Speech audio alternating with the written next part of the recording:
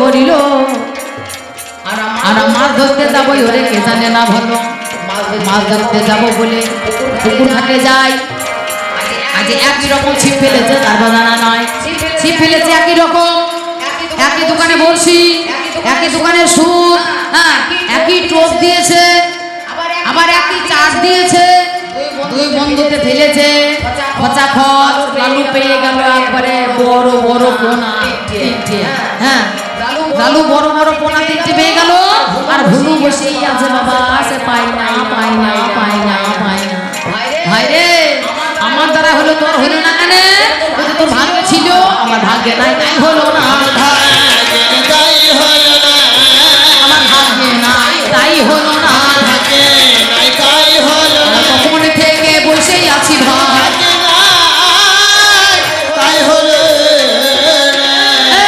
বেলা 3টে থেকে সন্ধ্যে 6টা পর্যন্ত বসে থেকে থেকে হ্যাঁ লালু পেয়ে গেল 3টে আর ভুল পেল না হ্যাঁ তার কর্ম ছিল নাকি তার কর্ম তো ভুল ছিল না কেন পেল না আর ভাগ্যে নাই তাই পেল না হ্যাঁ সেই ভাগ্যটাকে এই 4 আঙুল জায়গাটাকে লক্ষ্য করে তোমাকে চলতে হবে তুমি যাই করো না কেন এই 4 আঙুলের ফাঁকে যা আছে ওইটাই হবে এর বেশি হবে না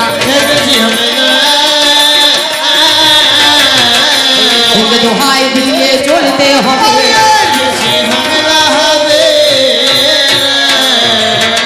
এর নাম ভাগ্য দুটো ভাই বড় ভাই মাধ্যমিক পাস আর ছোট ভাই এমএ বিএ করে বসে আছে হ্যাঁ বড় ভাই মাধ্যমিক পাশে সেকালের কথা বলছি অনেকদিন আগেকার কথা 40 বছর আগেকার কথা বলছি মাধ্যমিক পাস করে সে স্কুল টিচার হয়ে গেল প্রাইমারি স্কুলের স্কুল টিচার হবে না মাধ্যমিক পাশে তার সে চাকরি তো পেয়েছে হ্যাঁ স্কুল টিচার হয়ে গেল আর যে বিএ এমএ হ্যাঁ কমপ্লিট করে বসে আছে তার ভাগ্যে কিছু হলো না সে টিউশন পড়াচ্ছে হ্যাঁ কি ব্যাপার বাবা ছোট ভাই এত লেখাপড়া শিখেছে তার বড় ভাই অল্প লেখাপড়া শিখে মানে মাধ্যমিক পাস করেছে তার চাকরি করছে ছোট ভাই হলো না কেন বাবা বলছে তার ভাগ্যে নাই তাই হয়ে নাই রে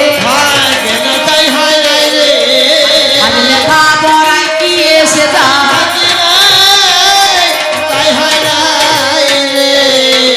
নাম করে বলে দিচ্ছি ইউটিউব হচ্ছে তার হবে হোক ইউটিউব হচ্ছে তার ক্ষতি নামে নাম করে বলে দিচ্ছি হ্যাঁ তামার মজুমদার আর বড় ভাই খোকন মজুমদার হ্যাঁ এই দুই ভাইয়ে খোকন মজুমদারের চাকরি হলো তামার মজুমদারের তার চাকরি হলো না আমরা তার কাছে পরিশ্রম করে করে এত বড় হইলাম বাবা এইটা হচ্ছে পরিস্থিতি ভাগ্যকে দোহাই দিয়ে ভাগ্যকে লক্ষ্য করে সত্যতে দাঁড়াবো বলি এই 4 যুগের মাঝখানে ভাগ্য ছাড়া কিছুই হবে না যতই বড় আনাগোনা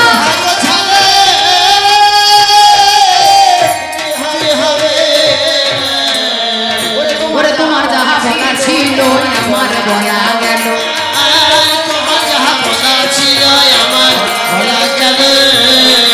আরে ভাবের কথা তোমার কাছে কিছু বলবো ভালো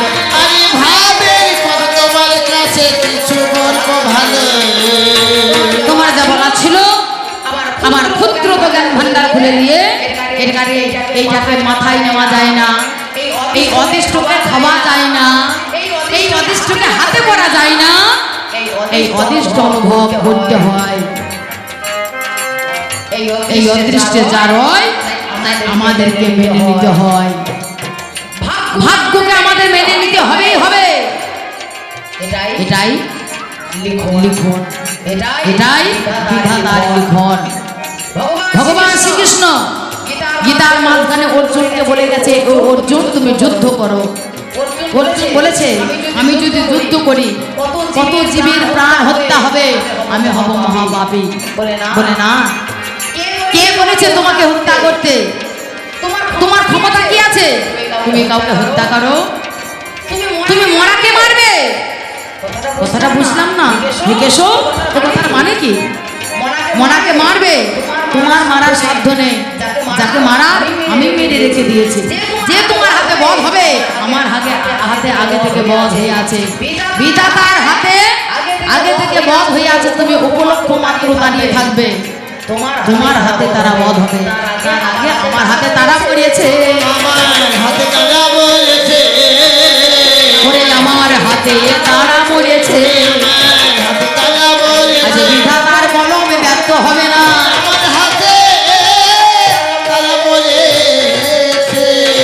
তাই আমরা উপলক্ষ মাত্র বিধাতা যেভাবে করাবে সেভাবে চলতে হবে, সেই রাস্তায় চলতে হবে। হে আমার আল্লাদাই, হে আমার কর্ম ভাই, তোমার কেমন কর্ম, কেমন বস্তু, এই কর্ম কি আমি তোমার কাছে কিছু জানতে চাই। তাই আমি জিজ্ঞাসা রেখে যাই, জিজ্ঞাসা রেখে যাই, আমি জিজ্ঞাসা রেখে যাই, আমি জিজ্ঞাসা রেখে যাই, আমার কর্ম ভাইয়ার কাছেতে আমি আমি জিজ্ঞাসা রেখে যাই।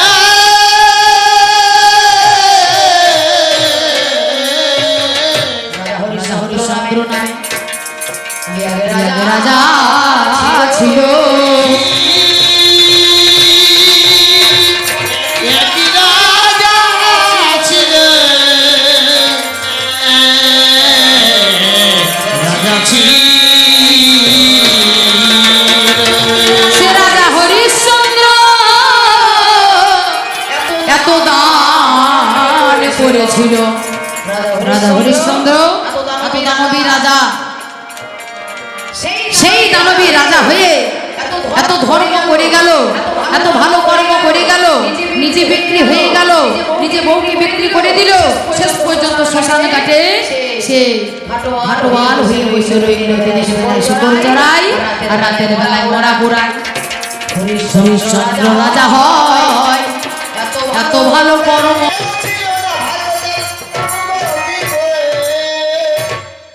হে আমার কর্ম ভাই, সেই জন্য তোমাকে বলে যাই, কর্ম করো, ভালো কর্ম করো। কর্মের মধ্যে ভাগ আছে, একটা হচ্ছে সুকর্ম আর একটা হচ্ছে কুকর্ম। সুকর্ম কি? যে কর্ম করলে মানুষের মঙ্গল হয়, যে কর্ম করলে মানুষের ভালো হয়। আর মন্দ কর্ম, যে কর্ম মানুষের অমঙ্গল হয়, যে কর্মের দ্বারাই মানুষের কোনো শিক্ষা হয় না, সে কোনোদিন ভালো কর্ম হতে পারে না।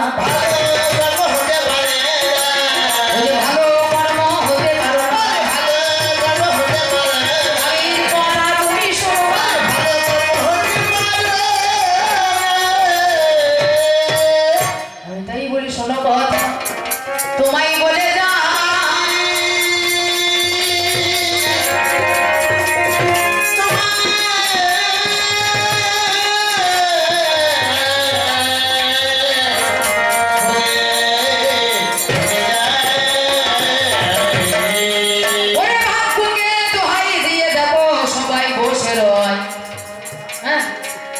কতজন আমরা আছি লটারি কাটতে ভালোবাসি। কে লটারি কাটে? প্রতিদিন কাটে, তার কানা করি কিছুই থাকে না। আমার কেউ বা কাটে, একবার কেটে ওই 1 লক্ষ পাইলে টাকা, ওই 1 লক্ষ পাইলে টাকা। কে বা পারে না? বসে দেখো বাপের বাবা সেদিন লটারি করলো, 1 লক্ষ টাকা পেল। শ্যামলের বাবা সেদিন লটারি কাটলো, সে 5 লক্ষ টাকা পেল। কেউ আবার 1 কোটি টাকা পেল। আর তুমি প্রতিদিন কেটেই যাও, কানা করে তোমার কিছুই পাই না, কিছুই লাগে না, হয় না। বলছে হবে কি করে? ভাগ্যে থাকবে তবে হবে।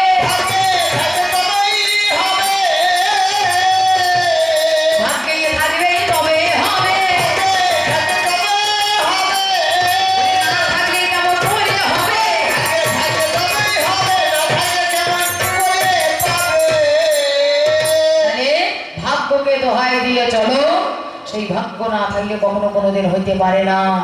আমি তাই বলি শোনো কথা, আমি তোমায় বলে যা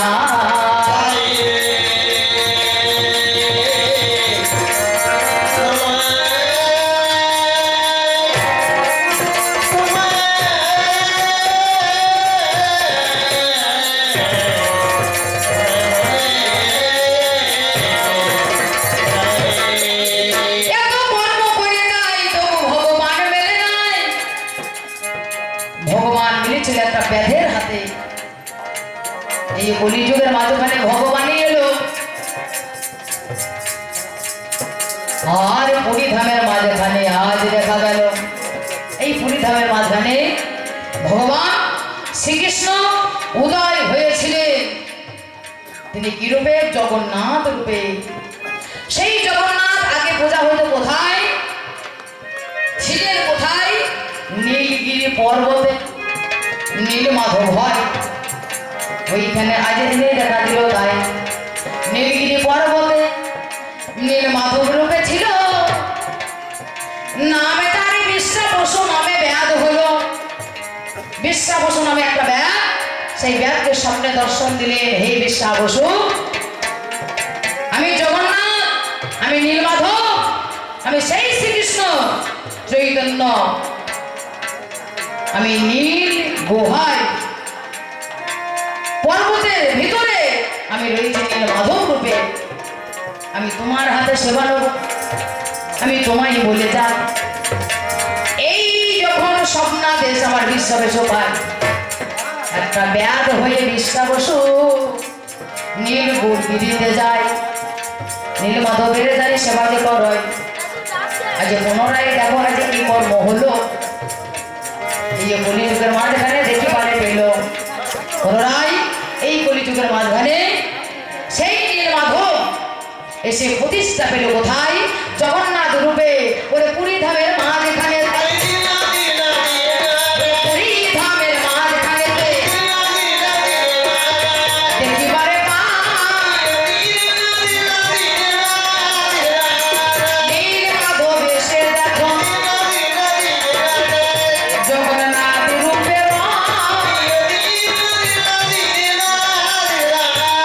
নীলগিরি থেকে জগন্নাথ রূপে প্রতিষ্ঠিত হলে নীললোকে বিদ্যাপতি নামে ইন্দ্রদম্য রাজা এক সহচর নাম যার বিদ্যাপতি। বিদ্যাপতি যত্ন করে সেইখানেতে গেল, ব্যাধের কাছে গিয়ে অগ্নি হাজির হলো। পুনরায় ব্যাধের ও কন্যা দানি হয়, নাম যার ললিতা মহাজনে গয়।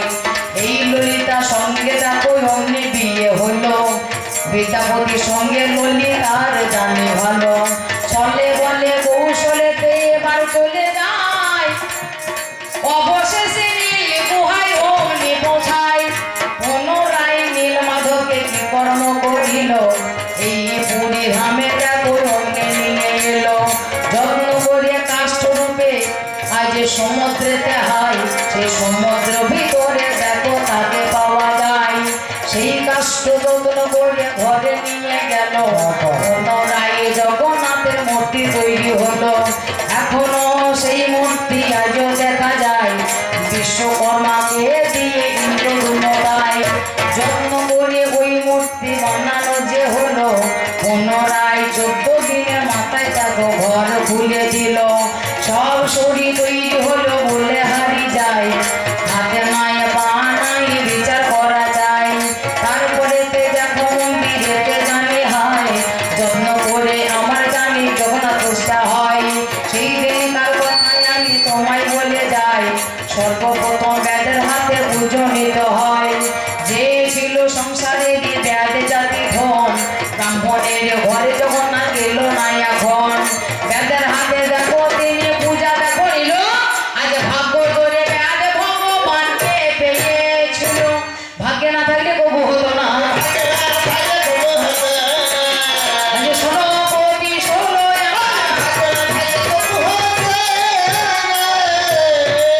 বলিতে বলিতে কথায় আবার বলে যায়।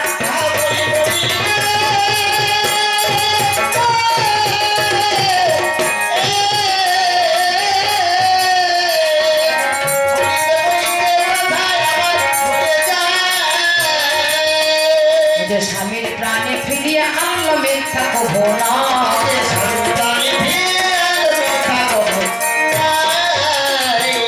স্বামীর প্রাণ ফিরিয়ে নিয়ে এসেছিল কে? সত্যযুগের মাঝখানে নাম যার সতী সাবিত্রী, সে নিজের স্বামীর প্রাণ ফিরিয়ে নিয়ে এসেছিল। কর্মের দ্বারা কি হয়? তার ভাগ্যে যদি না থাকে স্বামীর প্রাণ ফিরিয়ে দেবে কে? ভাগ্য বিধাতা ছাড়া তো হবে না।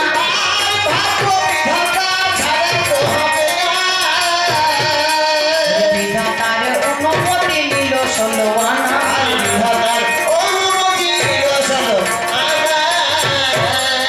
তাইতেই আমার সাবিত্রী কর্ম করিল, নিজের পরমায়ু দেহ স্বামীকে দিল। তারপরে স্বামীর প্রাণে ফিরিয়ে নিল, তাই একমাত্র বিধাতা সহায় ছিল ভাই। শোনো বলি কোনো কথা, শোনো কোনো ধন, ভাবের কথা যাইব বলে মনে মতন। স্বামীর প্রতি ভক্তিও ছিল বলে হাই, বেহুলা সতী স্বামীর প্রাণ ফিরিয়ে পায়। সেই রকম প্রতিভক্তি যেই জনার হবে, অবশেষে তাকে বিধবা না হতে হবে। সতীর হতে প্রতাপতি জগতের সার, বুঝিতে এসেছি আমি চরণ তাহার। সেই জন্য প্রথম জানি কর্ম কিবা হয়, প্রত্যেকটা নারী জাতির কর্মই বলে হারিয়া। প্রত্যেকটা নারীদের ধর্ম কর্তব্য। কর্ম কি? ধর্ম কি? কর্মটাই হচ্ছে ধর্ম, কর্মটাই হচ্ছে ধর্ম।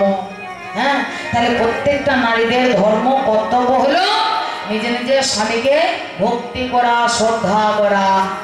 সকালবেলায় উঠে নারীদের সর্বপ্রথম কর্ম কি? সকালবেলায় উঠে নারীদের সর্বপ্রথম কর্ম কি? মারুলি দেওয়া, ছড়ো দেওয়া, ঘর নেকানো নাকি না? সর্বপ্রথম কর্তব্য হলো নিজে নিজের স্বামীকে একটা করে প্রণাম।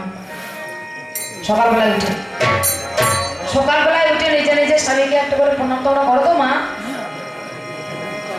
করো তোমরা? ওই পিছনে ঘুমাইছে নাকি? রাত হয়ে গিয়েছে, আর বেলা হয়ে গিয়েছে, আর না ঘুমাসা হয় গো। সকালবেলায় উঠে নিজে নিজের পতিকে, স্বামীকে, এটা হচ্ছে কর্ম, প্রথম কর্ম, একটা করে প্রণাম করা। করো তো তোমরা সবাই? হাত তোলো তো। একটা একটা হাত উঠেছে, বাদ বাকি কেউ করে না। ও বাবা, প্রণাম করবে কি? মুখে লাথি মারবে সে, ভালো তবু প্রণাম করবে না। হ্যাঁ, স্বামী যখন বেঁচে থাকবে তখন প্রণাম করবে না, ফাটা পায়খানি তেল দেবে না। এই হচ্ছে কর্ম। হ্যাঁ, সকালবেলায় স্বামী সারাদিন কাটাকাটি করে রাতের বেলায় বাড়ি এসে বসে বলবো ভোলা মা, ভাত এবার খেয়ে দিয়ে শুয়ে পড়ি। কেউ বলছে দেখো কর্ম করছে। কি কর্ম করছে? সিরিয়াল দেখছি। হ্যাঁ, দাঁড়াও আমার সিরিয়ালটা শেষ হবে তবে তো উঠবো। এই দেখছি বাবা তুই সিরিয়াল তো দেখ, আমার আর বসে থেকে কাজ নাই।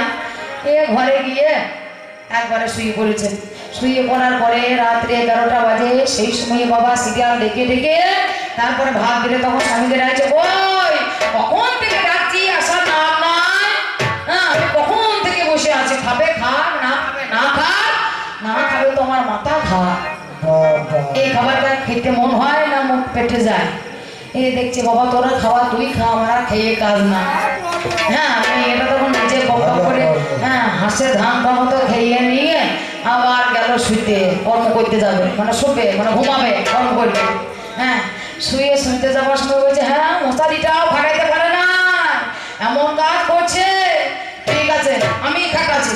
মশারি খাটাবে, একটা ফুটটা নামে ভ্যাক করে একলা, আর একটা ফুটটা নামে ভ্যাক করে আর একলা, 4টে ফুটটা নামে 4টে লাথি মারবে, তারপর স্বামীর পাশে শুবে। এই ব্যাটা ছেলেটা বলছে, গো আমার পায়ে একটু তেল দিয়ে দাও, একটু সর্ষে তেল পাইয়ে দিলে একটু আরাম হবে, সারাদিন খাটাখানি হয়েছে তো। তা বলছে, বাবা আমি কত কাজ করলাম। বাবা কি কর্ম করেছে? কর্মটা বটে না। আর একটা লোক ওই ভাঁড়ে করে রান্না করা, রান্না ভাঁড়ে করে। আগেকার ছিল ওই হাঁড়িতে, বড় হাঁড়িতে রান্না, বড় হাঁড়ি রান্না কোনো বাড়িতে নাই। এমন কর্ম করেছে, ভাইয়ে ভাইয়ে সব এক নাই, সব আলাদা। হ্যাঁ, বিয়ে হইতে না হইতে সব আলাদা কর্ম। দেখো কত ভালো কর্ম, বুঝতে পারছো?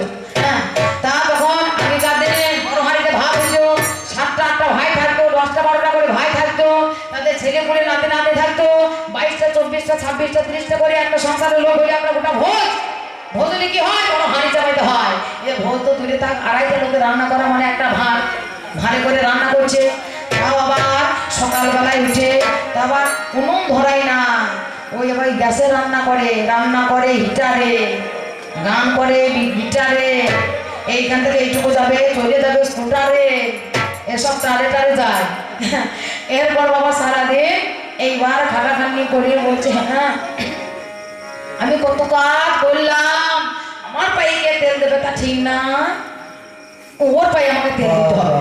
হ্যাঁ এই বেটা ছেলেটা দেখছে বাবা তোমাকে আর বললে কিছু লাভ নাই। এরপর যদি বাবা বেশি কিছু বলতে যায় ধরে আমার হাতের পরে মারতে লাগবে, আমার ছাড়াবার লোক থাকবে না। বাবা এ নিজে নিজে আস্তে আস্তে দল লাগছে। যেই না নিজে নিজে আস্তে আস্তে দল লাগছে, মেয়ে ছেলেটা গিয়ে বলছে কই তেল হাত করলে তেল হাতে করে দেবো, তাহলে ওই তেল হাতটা তুমি আমার পায়ে বুলিয়ে দাও, আমার তেল হাত করা দরকার নাই। এরকমই করবো ভাই রে।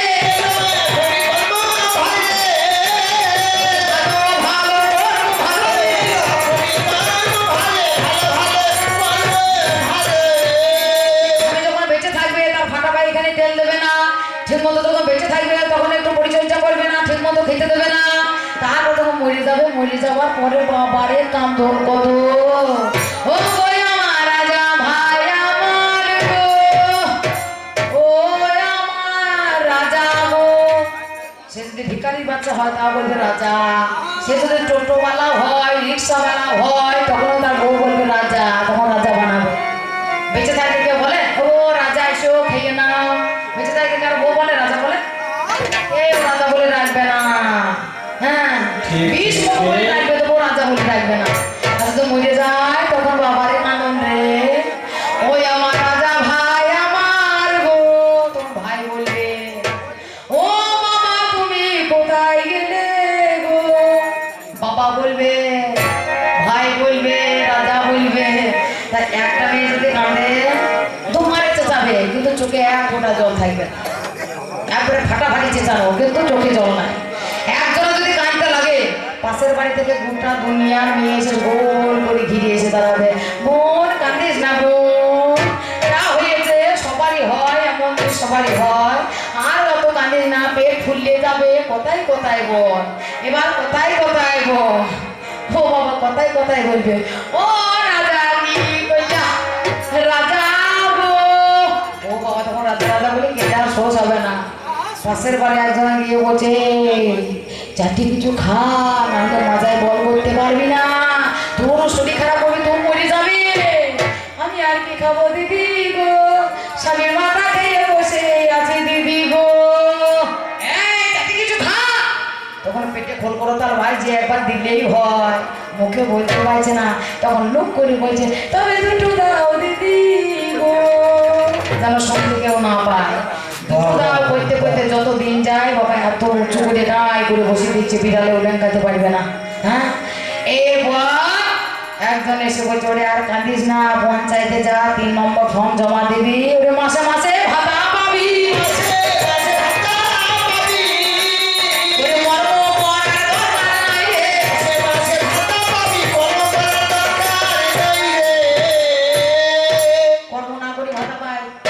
মাসে পায়, শুধু মেয়ে ছেলেরা নয় বেটা ছেলেরাও পায়। 60 বছর বয়স যখন হয়ে যাবে পঞ্চায়েতে ফর্ম জমা দেবে, মাসে মাসে ভাতা পাবে। কি ভাতা?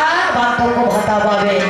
কর্মটা ঠিক রাখো, কর্মের ভুলের কারণে আজ সংসারে এমন অধগতি হয়। পিতা সর্বপিতা ধর্ম পিতা হি পরমন্তঃ পিতুরি পিতৃমা পণ্য প্রিয়ন্ত সর্বদেবতা। পিতা হচ্ছে আমার দেবতা, তাই না? পিতার জায়গা কোথায়? আমার স্বর্গে, আমার মাথার উপরে। হ্যাঁ পিতার জায়গা আমার মাথার উপরে। তাই আমাদের কর্তব্য, আমাদের কর্ম, আমাদের ধর্ম পিতা মাতার সেবা করা। পিতার সেবা করলে, মাতার সেবা করলে স্বয়ং ভগবান সন্তুষ্ট হয়।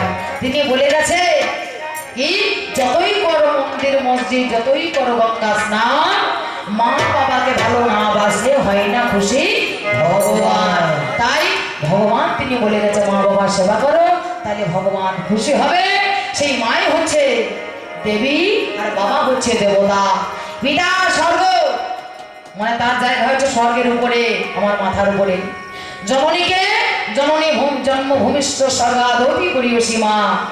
স্বর্গের উপরেও যদি কোনো ভালো জায়গা থেকে থাকে, সেই জায়গা স্থান হচ্ছে আমার মায়ের। তাই সেই স্বর্গের উপরে মাকে রাখতে হয়। তাহলে সেই মাকে, সেই বাবাকে এখন স্বর্গে রাখা হয় না, মায়ের বাবার বয়স হয়ে গেলে ওরে সিঁড়ির তলায় জায়গা দেওয়া হয়।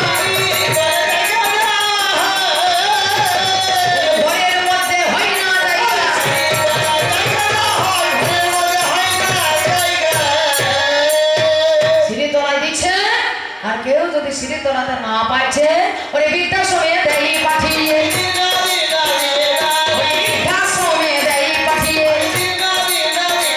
আমার বয়স হয়ে গেল, ওরে পিতা স্বর্গ স্বর্গ হইব, পিতা স্বর্গ, পিতা স্বর্গ, পিতা স্বর্গে নয়, পিতা স্বর্গ। পিতাকে সরিয়ে দিচ্ছে, মাতা স্বর্গ, মাতা স্বর্গ, মাতাকে সরিয়ে দিচ্ছে। কোথায় সরিয়ে দিচ্ছে? ওই বৃদ্ধাশ্রম তৈরি করে রেখে দিচ্ছে। ভালো কর্ম করেছে এটা, ঠিক তোমাদের যে কর্মের কর্মকে, সেই কর্ম ভুল, সেই বৃদ্ধাশ্রম তোমরা তৈরি করে রেখে দিয়েছো। এটা ভালো কর্ম? পিতা স্বর্গ, মাতা স্বর্গ, মাতাকে সরিয়ে দিচ্ছে, পিতাকে সরিয়ে দিচ্ছে। শাশুড়ির বিটি শুভ, যা করবে শাশুড়ির বিটি করবে, যা করবে শাশুড়ি মা করবে। আর নিজের মা বাবা গর্ভধারিণী মা সে উচ্ছনে যাচ্ছে, বলছে বেটা আমাকে ভাত দেয় না, বেটা আমাকে ভাত দেয় না। বলে ভাত দেবে না কেন? তুমি বেটার জন্ম দিয়েছো, ভালো কর্ম করেছো, তাহলে বেটার কাছে ভাত পাই না গো। বলছে গর্বের তারই ভুল রয়েছে,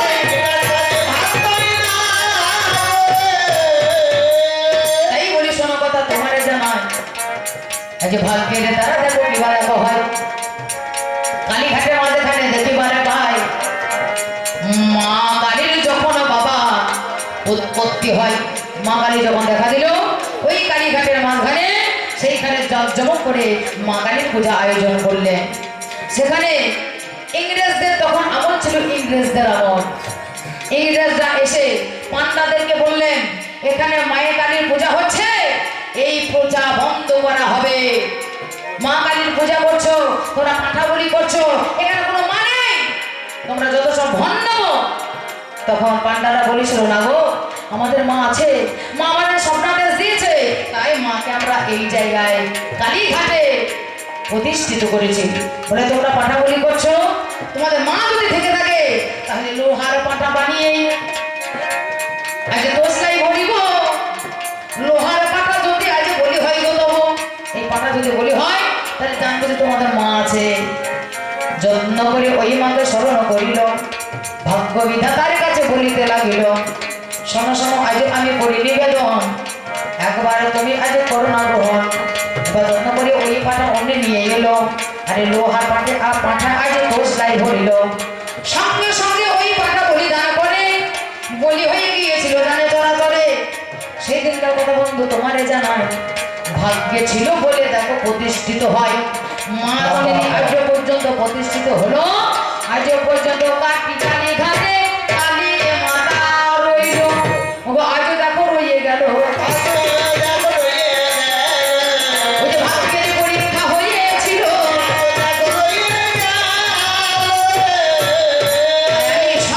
আমাকে লক্ষ্য করে সবাই বসে থাকে, প্রচন্ড অসুখ, আমার একমাত্র ছেলে ডাক্তার বাবুর কাছে ফেলেছি। 5 লাখ টাকা খরচ করার পরে, আবাসন করার পরে ডাক্তার বাবুর কাছে নিবেদন করে বলছে ডাক্তার বাবু আমার একমাত্র ছেলে, সে কি মা বলে আমায় ডাকবে না গো?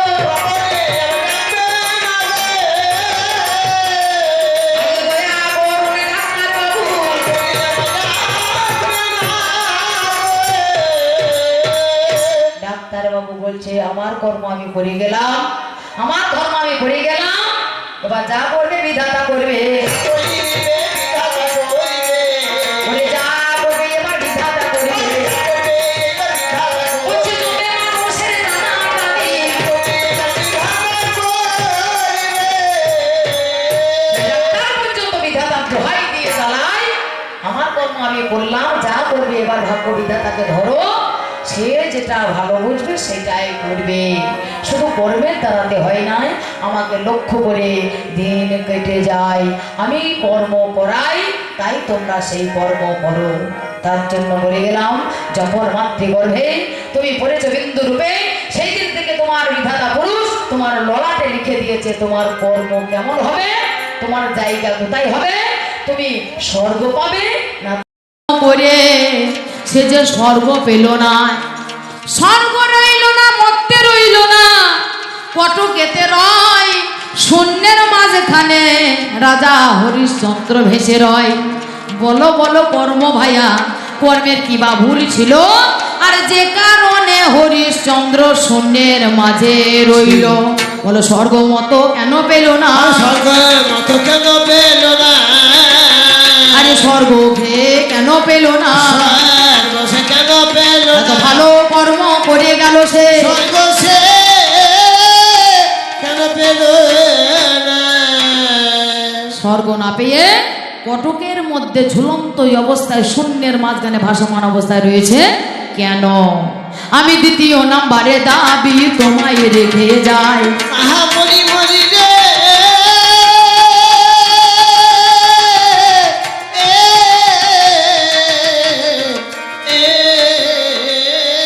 আমি দ্বিতীয় নম্বরের দাবি তোমায় রেখে যাই। ভোলা পঞ্চাননে একদিন বাবা কাশি ধামে যায়। ভোলা পঞ্চানন একদিন বাবা কাশি ধামে যায়। কাশিতে কে আছে? মা অন্নপূর্ণা, মা দুর্গার এক রূপ অন্নপূর্ণা রূপ ধারণ করে কাশিতে রয়েছে। ওই কাশিতে যে যায় তাকে কোনোদিন মা অন্নপূর্ণার কাছে অনশনে থাকতে হয় না। আহা, গরিব দুঃখী দরিদ্র ধনী ভিখারি মায়ের কাছে যে বাঁচায়, মায়ের কাছে যে বাজায় সেই তো খেতে পায়। আর মায়ের কাছে যে বাজাই সেই তো খেতে পাই। কিন্তু একদিন বাবা ভোলানাথ গিয়ে এই অমিনে হাজির হয়। আরে একদিন বাবা ভোলানাথ গিয়ে অমনি হাজির হয়। 7 দিন ধরে খেতে পায় না, 7 দিন ধরে খেতে পাই না। 7 দিন ধরে খেতে পায় না। 7 দিন ধরে খেতে পাই না। কোন কারণে বলো না আমার? 7 দিন ধরে খেতে পাই না। যেখানে যে যায় ভিখারি অতিথি যে যায় ভালো মন্দ মানুষ যে যাবে সেই খেতে পাবে। আর স্বয়ং ভোলানাথ ওই অন্নপূর্ণা স্বামী হয়ে সে 7 দিন ধরে মা অন্নপূর্ণার দরবারে সে কেন খেতে পায় না? খেতে পাই না। তার কোন কর্মের ফল বর্ণনা? কেন খেতে পাই না পাই না? আমি তৃতীয় নাম্বারের দাবি, আরে দিনা দিনা দিনা আমি তৃতীয় নাম্বারের দাবি, দিনা দিনা দিনা আমি তোমায় রেখে যাই। দিনা দিনা দিনা দিনা। তুমি বলছো মা বাবা কর্ম করে সন্তানের জন্ম হয়। মা বাবা কর্ম করে, সুকর্ম করে, ভালো কর্ম করে, কর্ম করার পরে সন্তানের জন্ম হয়। কারো দেখছি ভালো সন্তানের জন্ম হয়, কারো আবার পঙ্গু সন্তানের জন্ম হয়, লেলা খেপার জন্ম হয়। এটা কোন ঠিক। কর্মের ফল বলো না? কর্মে ফল বলো না। বলছে বাবা রে মেয়েটা তো হয়েছে বেশ ভালোই, বেটা হলো সে বেটাটা আবার লেলা খেপা পঙ্গু হ্যান্ডিক্যাপ। বলছে হ্যাঁ গো ভাগ্যে ছিল তো তাইতে হয়েছে। এটা কোন কর্মের ফল বলো না? কর্মে ফল বলো না। বলছে ভালো হলো না পঙ্গু হলো? কোন কর্মে ফল বলো না। মা বাবা সুকর্ম করলো, ভালো কর্ম করলো, প্রথমবার ভালো ছেলে হলো, দ্বিতীয়বার যে ছেলেটা হলো সেটা পঙ্গু হলো, লেলা খেপা হলো, হ্যান্ডিক্যাপ হলো। এর কারণটা কি? আমি শেষ কথা তোমার কাছে আমি করি নিবেদন। করি